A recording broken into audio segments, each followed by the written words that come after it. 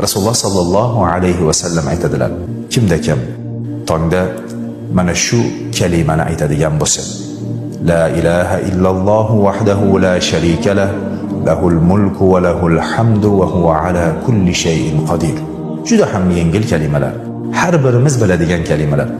Mana shu kalimani qaysi bir inson tongda aytadigan bo'lsa, kunni birinchi qismida uyg'ongandan keyin aytadigan bo'lsa, Alloh unga quyidagi ajrlarni beradi.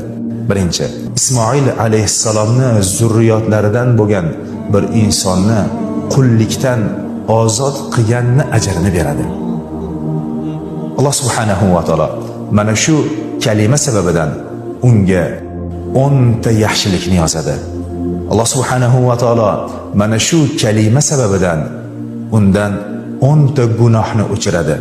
Alloh subhanahu va taolo mana shu kalima sababidan uni darajasini 10 pog'ona yuqoriga ko'taradi. Va u mana shu kalimani aytganligi sababidan kun davomida shaytondan himoyada bo'ladi.